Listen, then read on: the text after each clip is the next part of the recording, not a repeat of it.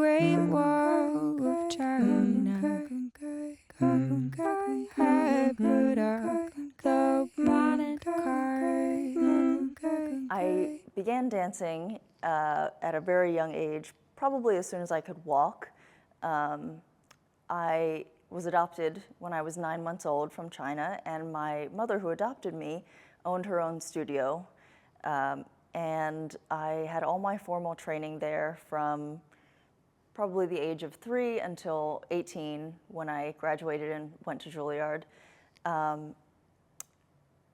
My main mentor, coach, you know, pretty much another mother to me, was Shannon McHale, who now owns the studio.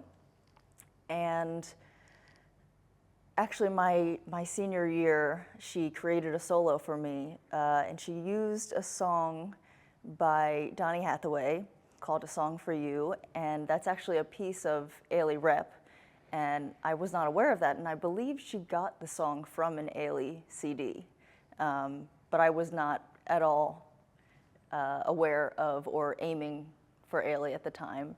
So I think that was just a little glimmer of what was to come. So after graduating, I went to the Juilliard School for their BFA program, and that was where I met Alicia Graf-Mack, who is our current artistic director in her first year of directorship here at Alvin Ailey. And she is the reason why I'm here, pretty much. It was my senior year when she took over directorship, and she suggested that I audition and put in a good word for me.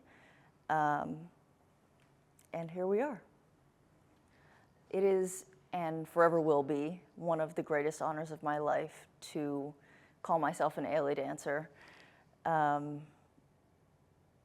longer that I'm in this company, the more I realize the weight that it holds, the rigor of this company, that not all dancers in concert dance companies get the privilege of having such a robust professional career, whether that be, you know, by their own journey, but the amount of opportunities that we are presented here, that the amount of reach that we have across the world is really unlike anything that I could have ever dreamed of.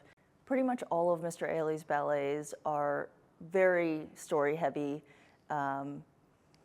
They transform you to transport you and transform you, but they transport you to a whole other environment, a whole other time period, sometimes another life experience that is usually very universally relatable.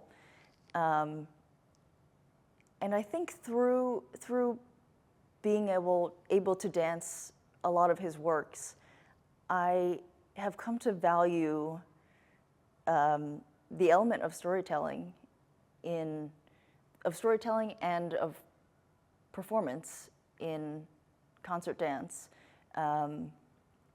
When I go see other companies, other modern dance companies, there's not as often, I would say, in my own experience being an audience member, there's not as often a narrative or a story the way that most of our ballets have. And so I've come to really value that in myself and really recognize that that is something that I enjoy watching. I enjoy watching a story being told. I enjoy watching somebody tell me about something, not just, I love dance for the sake of dance and just for the sake of beauty, but there is something really compelling about the element of storytelling. So thanks to the Jerome L. Green Fellowship, that made it completely possible for me to attend the Juilliard School, and without it, I don't know that that would have been possible. And in my time there, part of the curriculum is each year, every December, we present new works by up-and-coming choreographers.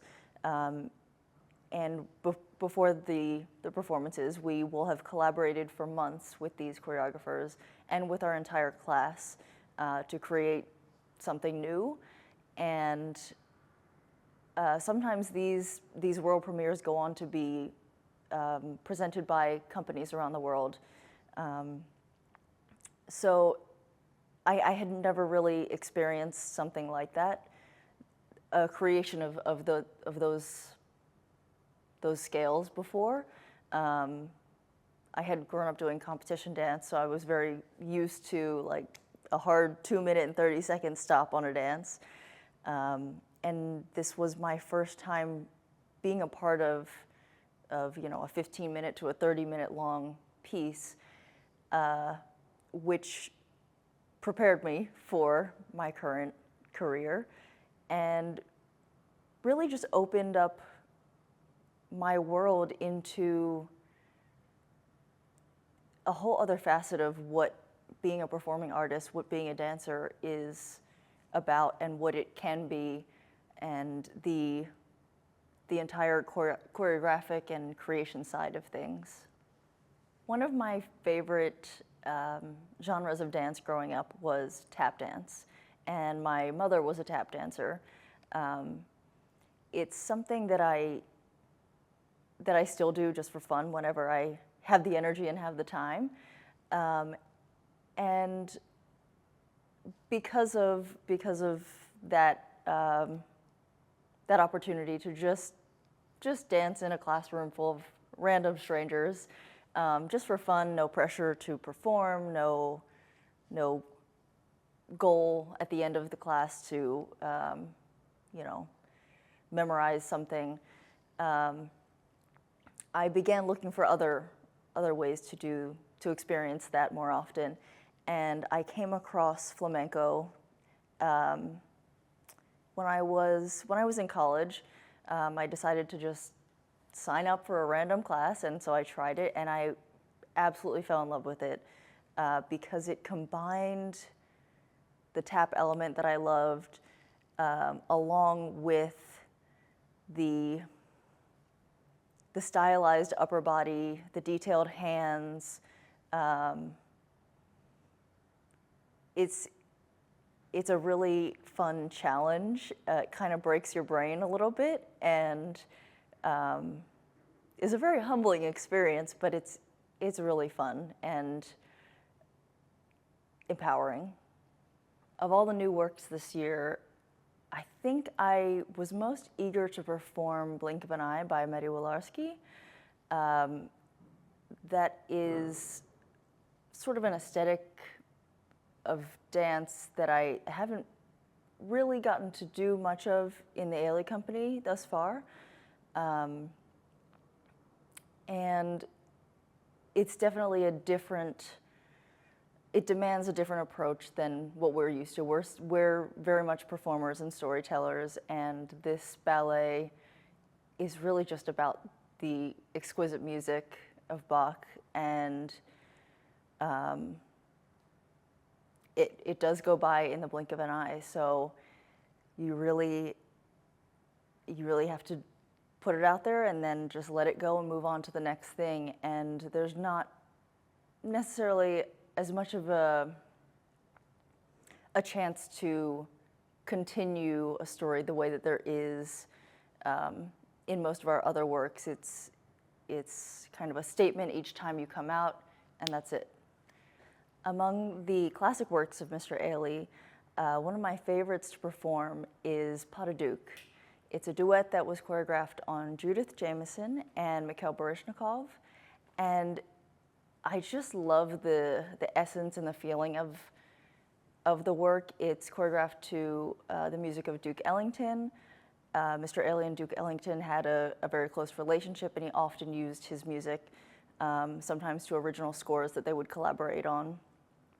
And so the entire duet is just, there's not really a story, it's just a feeling that is is difficult to put into words, but it embodies the old classic jazz style and is just dance for dance sake and having fun and being entertaining. Being a part of the Ailey company presents me with the extraordinary privilege, honor, and responsibility of being able to tell stories that most other, if not probably no other company in the world is able to tell. Most of Mr. Ailey's works are centered around stories of the Black experience, themes of Black history, and that is really just there aren't words to describe what that means to be able to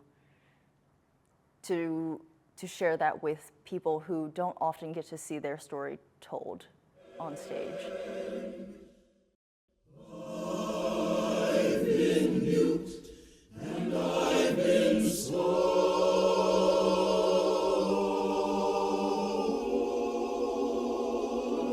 Jonah from the belly of the whale, the Hebrew children from the fiery furnace. And why not every man? Did my Lord deliver Daniel? Deliver Daniel? Deliver Daniel? Did my Lord deliver Daniel? And why not every man?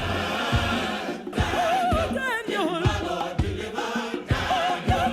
and the white heart of every man. Did my Lord deliver Daniel? Deliver Daniel? Deliver Daniel? Daniel, My Lord deliver Daniel.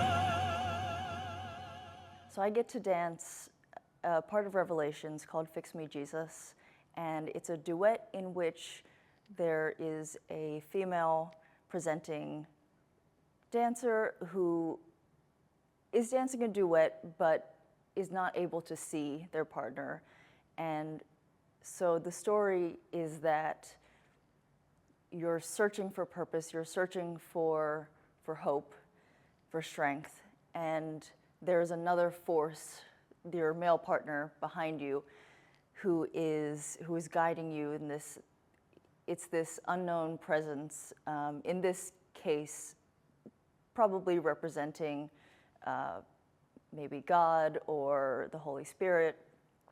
But I think that this work is very approachable for anyone.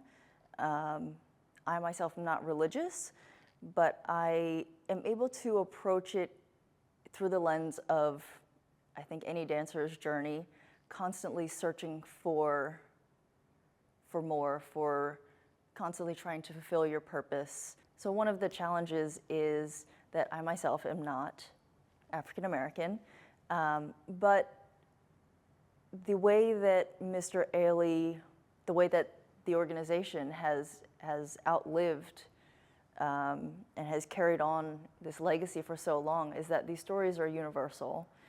They're about the human experience, not just the Black experience. And so it can be a challenge to find my way into some of the narratives that we're telling. If I have not experienced these things or am not familiar with certain cultural things, but there's always a way in. There's always a story of struggle, of joy, of love, of complications in relationships, of human connection. There's always something in there, and that is so inspiring, I think. Something that I'm looking forward to a lot is our European tour, which happens almost every fall. In 2026, we'll be going on, I believe, a 5-week tour. Some of the cities that we'll be visiting are London, Paris, which we had the privilege of going to last season. And it's just a really exciting time and one of the best experiences that I believe we get to have every year in this company.